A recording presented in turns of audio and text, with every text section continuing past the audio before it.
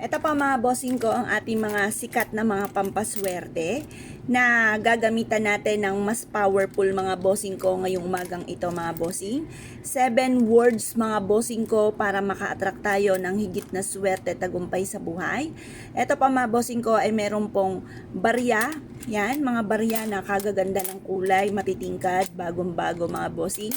Ngayon pa mga bossing, mix po yung gold at saka silver. Yan pa mga bossing. Ngayon pa mga bossing, hugasan muna natin itong mga barya na gagamitin natin mga bossing ko sa pampaswerte. Tapos sasabayan din natin ito ng dahon ng laurel mga bossing at ganoon din po kahit isang butil ng ating bawang.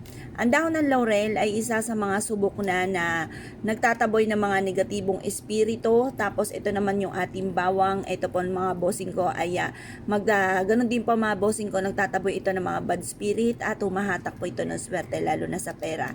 Ang barya mga bossing ko, ang silver ay ayaw ng mga bad spirit. Yung mga gumagamit ng kaliwa, ayaw po niyan. Tapos, ito po ay bilog para mabilis gumulong ang magandang kapalaran. The best po itong ating bilog na barya mga bossing. Ngayon pa mga bossing, bukod po dyan, hihilamusan natin ito ng asin mga bossing. Yan, ganyan lang po ang ating gagawin. Tapos, habang binibigkas natin, ang magic words po natin na ching ching ching. 7 beses na ching ching ching. Kasi yung ching ching ching, mantra daw po ito na Chinese prayer for dream come true. Nagtatawag po yung words na ito, kaya madalas mapapasin ninyo yung mga nickname nila ching, yung mga ganyan, ching. Kasi swerte na pangalan daw po to. Tapos babanggitin natin 7 beses na ching para masungkit ang swerte at matupad kaagad ang mga pangarap. Ching ching ching, ching ching ching, ching ching ching, ching ching ching, ching ching ching. Ayan.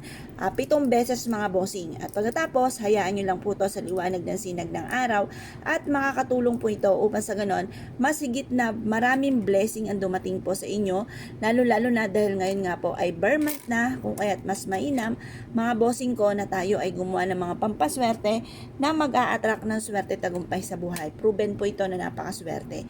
Ngayon pa mga bossing, uugaliin lagi natin na maging positibo, ang iisipin natin mga magaganda, yung mga pangit, iiyak ninyo sa mahal na Panginoon. Ipagdasal nyo, i-release nyo kung ano nagpapabigat ng inyong kalooban. Pagkatapos, yung magdasal, okay na po yun. Pagtapos, ang uugaliin po natin, panay magsasabi tayo ng mga magagandang salitain at kalimutan ng mga pangit na salitain. Makakatulong po ito, malaking tulong bukod sa ating sipag at tiyaga at pananalig sa mahal na Panginoon, ang pagiging positibo at gumawa ng mga pampaswerte. Kasi ang mga taong gumagawa ng mga pampaswerte, naniniwala siya na siya ay suswertein, kaya gumagawa siya ng ganito, kaya siya nanonood ng mga ganito dahil naniniwala siya na siya ay suswertein or umaasa siya, kaya nagsisearch siya na maaaring siya ay swertihin. Kaya kung kayo paniniwala at nais po itong gawin, ay siya mga bossing, good luck bossing po lahat.